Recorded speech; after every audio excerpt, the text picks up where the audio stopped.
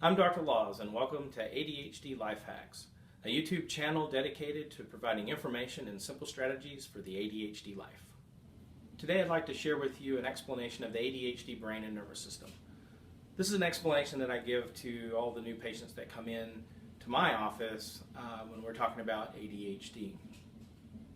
What we found over the last 20 years is that the ADHD brain is not a broken version of a normal brain, but it's a normal brain in its own right. It's hardwired differently, its chemistry is different, it was designed with a different purpose, it has different strengths and weaknesses compared to the neurotypical or the average brain. It's like being left-handed. The world is designed for right-handed people. Not because it's better to be right-handed, but because that's the default, that's what most people are. Left-handed people are hardwired a little bit different, and they need special tools to be able to help them reach their potential in a right-handed world. It's not because they're not smart enough or dexterous enough to cut paper, they just need to have the right kind of scissors. The same thing is true for the ADHD brain.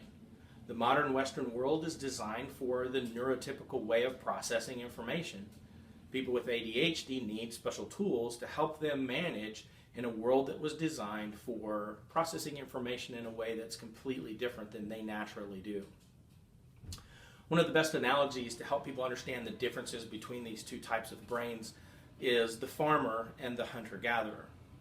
The farmer brain is the representation of the neurotypical or the average brain.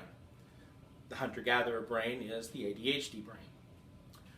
For the farmer brain folks, they're very good at doing one thing at a time. They focus all of their attention on that one thing till they're finished, and then they move on to the next thing, and then the next thing, and the next thing, so forth on down the road they go.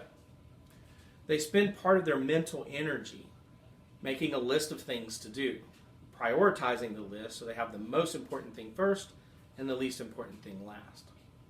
They also spend part of that mental energy keeping a calendar. What's going to happen next? What's going to happen tomorrow, next week, next month, next season, next year? And for the farmer, it makes good sense to do that. They need to plan ahead. They need to be efficient. So they need to know when to plant, when to water, when to fertilize, when to harvest, when to do their maintenance. The more efficient they are, the more they produce, the better off they are. They're not very good in general at being creative, solving problems, coming up with solutions on the fly, thinking outside the box. If you ask them to do things differently than they were taught, go up, down, sideways, or out of sequence, they're going to get very frustrated. They have a learning style that is typically part to whole. Small bits of information that you continually add to till you build up a picture of what you're trying to learn. Most school systems and most teachers use a part to whole type learning process. It works for most people and it makes sense to them. The ADHD brain, or the hunter-gatherer brain, on the other hand, is nearly the opposite of this. They typically have a learning style that is whole to part. Big picture first, then the framework, then fill in the details last. So right off the bat, we're having trouble in a standard learning environment because of the way we learn. Now, for the hunter-gatherer brain, the best way to understand how that processes information is think about a radar. The radar is constantly scanning. So the ADHD brain and nervous system is constantly scanning the environment. Anytime there's a blip on the screen, your attention goes to that thing. So for the ADHD brain or the hunter-gatherer, they're constantly scanning their external environment with their five senses and their internal thought environment. Anytime anything changes in either one of those places, their attention immediately goes to that, just for a split second. Now, for the hunter-gatherer, that's a huge advantage. For the farmer situation, that would be a huge distraction. So for our hunter-gatherer, his job is to survive right now. And they very much live in the moment. They don't spend a lot of mental energy making a list of things to do. They do what feels right now. They also don't spend a lot of mental energy keeping a calendar. Planning for what's going to happen next week or next month or next year is a waste of time, because if they don't survive right now, none of that matters. And they're probably not even going to be in the same place in a week. So again, planning for that far in advance is a waste of energy. They do, however, spend that extra mental energy being creative, solving problems, coming up with solutions on the fly, thinking outside the box. So when you take this ability to process the environment very quickly and match that with the ability to come up with creative solutions very quickly, it allows you to survive in the wilderness. So let's take a look at that. That survival instinct, that ability to process information. For the hunter-gatherer, he needs to know if he hears the water or sees the berries or notice the cougar sneaking up behind him. He needs to know if there's a funny smell on the breeze or if the wind changed direction. He needs to know if there's a change in the temperature or humidity or if the lighting is changing because the storm clouds are rolling in. So all that information is very valuable for him to be able to survive and come up with a new plan.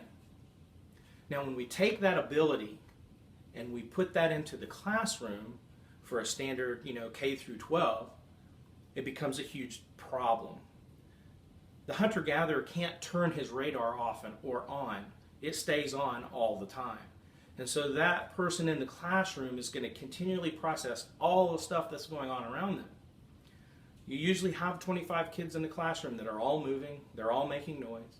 There's people walking up and down the hall, the guys are outside doing the yard, birds are flying by, the fluorescent lights are buzzing, the air conditioning's turning on and off, the temperature in the room's going up and down, the teacher's talking, and the child's thinking about what they're going to have for lunch, or why does this person smell funny, or how pretty that person looks.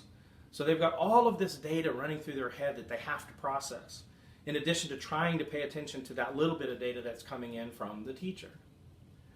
The other issue is that they were designed to learn with all of their senses. And so we're taking them from being able to learn with all 5 senses down to learning with maybe 1 or 2. It's very much like taking someone who's used to high-speed DSL and then asking them to go back to dial-up. It's very slow and very boring, and they struggle.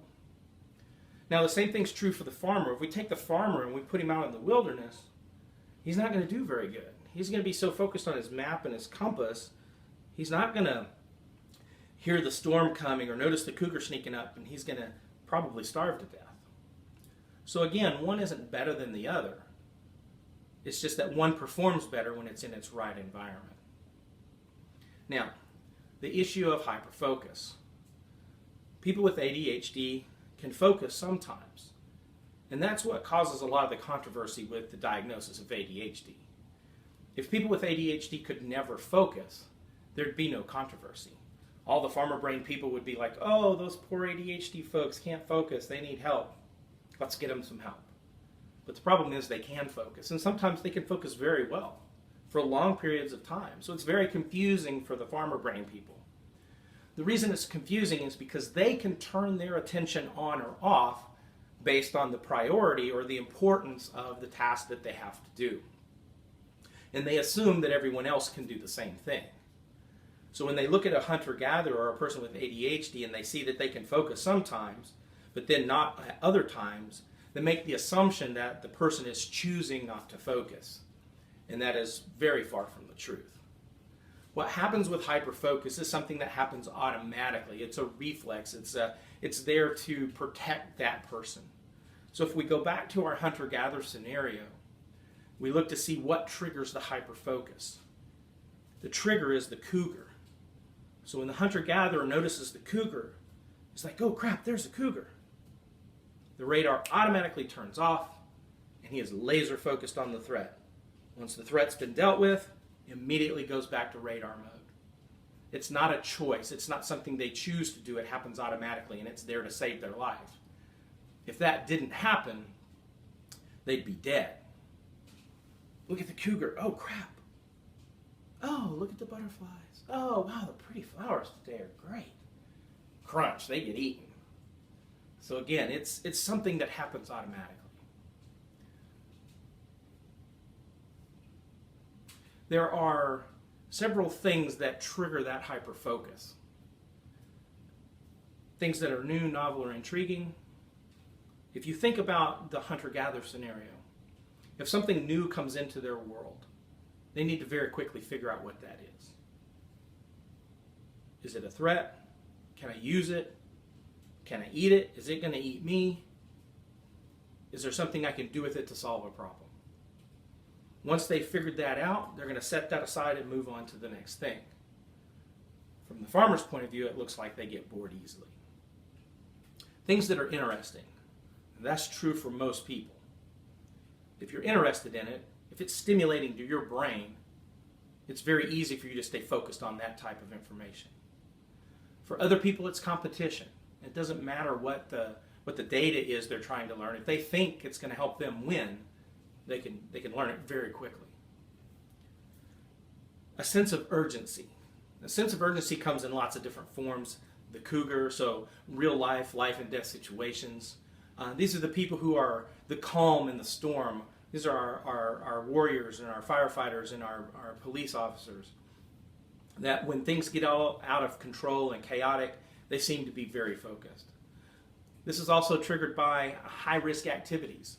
The X Games type sports, skydiving and scuba diving and bungee jumping, gambling and being promiscuous, scary roller coasters or watching scary movies. For other people, it's video games. Video games are a big trigger for hyperfocus because they hit on multiple switches. They're fun, they're entertaining, they're usually a subject matter you're interested in. They cover 3 out of the 5 senses very dramatically, and they also create that false sense of urgency. It doesn't matter the game, your primitive brain, the amygdala, is triggered and creates a sense of urgency. Doesn't matter if it's Call of Duty or Candy Crush. So now that you have an understanding of kind of how the ADHD brain and nervous system works, let me give you a scenario that's very common, especially when parents bring children with ADHD into my office for an evaluation. A typical story at home goes like this. Parent and child sit down at the dinner table to start working on homework. The parent has observed that the child is very smart. They can focus. They've seen them do it on video games or on subject matters that they're good at. And so they assume that the child can turn their attention on or off just like they can. They sit down at the table and start to do homework.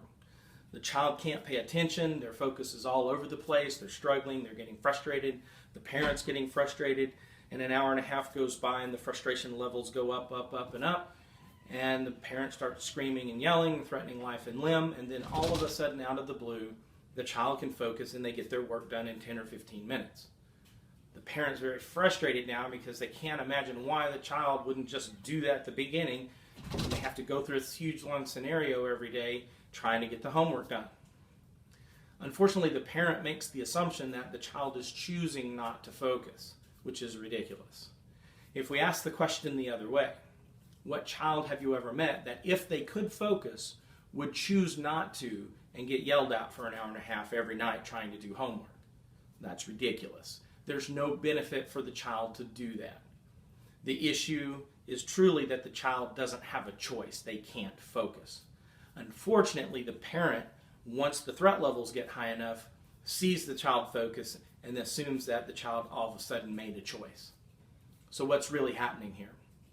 What's really happening is the threat level rises to the point that the parent then becomes the cougar, flips the switch, and the child can focus.